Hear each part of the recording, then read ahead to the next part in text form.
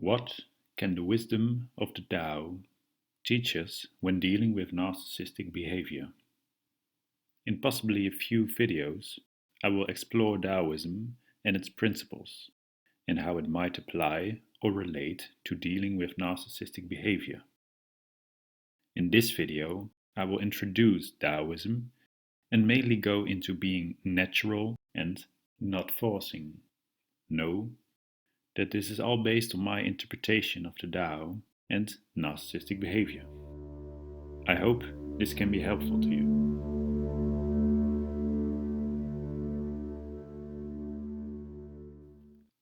Now, my experience has brought me on a path of learning a bit about Buddhism and Taoism. On this path, there is compassion, kindness, love, but also wholeness and polarity. I've been in a process of sharing videos and articles on my website, mainly when I was in a learning phase of getting information and knowledge about narcissism, and also focusing mostly on analyzing and recognizing such behavior. Although this phase might be necessary and useful, we don't want to stay in this phase forever. It is in our heads and mainly involves analyzing and thinking about the behavior of others. Now, it is this time to shift our attention to ourselves, to our self-worth, our own thoughts, questions, states, and energy.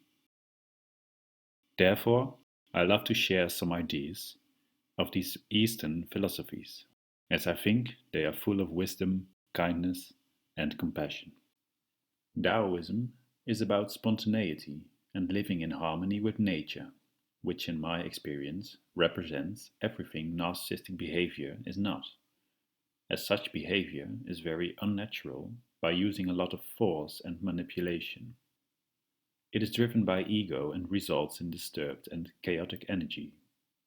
Sadly, a lot of people experience or have experienced narcissistic and manipulative behavior.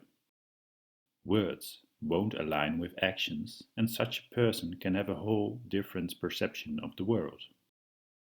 We can feel the energy isn't healthy for us, and we might even feel judgmental about feeling this about another person. This experience can be very painful, and there can be much doubt, fear, and discomfort in dealing with such energy. I want to focus, however, on how these experiences can direct you to develop yourself, work on self-worth, and finding your true self. Although it could sound harsh or strange, this learning process might be the only possible gift from experiencing narcissistic abuse. I believe in the strength of kindness, compassion, and harmony, and I believe in your strength to find this within, as it is already there. You are love. Now, I will first shortly discuss Taoism to give a glimpse of this philosophy and its principles. What is the Tao? In the first verse of the book of the Tao, we learn that the eternal Tao can be named, divined, or told. Tao is the way, or the cause of things. The Tao flows everywhere. It's the way nature behaves. It could possibly be explained by the basic idea of the universe as an organism. There is no controlling center in the universe, and everything is interdependent. The Tao seems to try explaining what can be explained with words, and this results in a practice in paradoxical thinking when reading the Tao. Interdependency is important in Taoism. To be and not to be arise mutually. Simply put, you will only find bees where there are flowers, and you will only find flowers where there are bees. Flowers and bees might look like different things, but they are inseparable. You could say they arise mutually, and this supports the idea that the universe is a form of cooperation. Taoism thus revolves around the spontaneity of the universe. It's about living in harmony with nature. Important concepts are Wu Wei, which is action without intention, naturalness, spontaneity, and the basic virtues in Taoism are compassion, simplicity, and modesty. Other principles underlying Taoism and Chinese philosophies are polarity and the idea of constant change. Now, I will first go into being natural. The Tao shows the way of life is being natural. The Western lifestyle could lead you to disentangle from nature. The Western way of life of going along with the pattern of school, work, buying a house, finding love, and achieving is one in which you assume a certain role in your life. This could encourage the ego mind to be stimulated by comparing, fulfilling expectations, and you could lose touch with nature. Essential questions might remain unanswered, living your life unconsciously this way. Who am I, ultimately, behind my identity, body, or personality? What is my true self? Thinking about your essence and true self might lead to living a life that goes with nature rather than against nature. Narcissistic behavior seems opposite of the way of life of being natural. No one would describe such behavior as cultivating any of the basic virtues of Taoism of compassion, simplicity, or modesty. From this perspective, narcissistic behavior is fully disentangled from nature. So, what can we learn from the idea of being natural? We can try to feel and assess whether our relationships feel natural and whether you seem to go in the direction you want. This can be the relationship with yourself as well as with others. Does the relationship allow you to stay close to yourself, or are you assuming a certain role in your relationship and life? Is there a healthy balance in this adjusting to a certain role? These questions lead us to the next fundamental principle of Taoism, which is Wu Wei.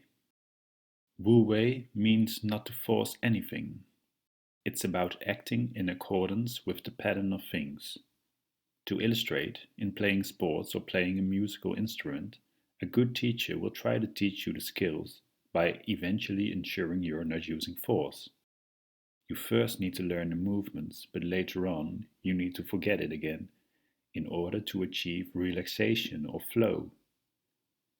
Daoism is a philosophy that emphasizes non-resistance and the importance of gentleness.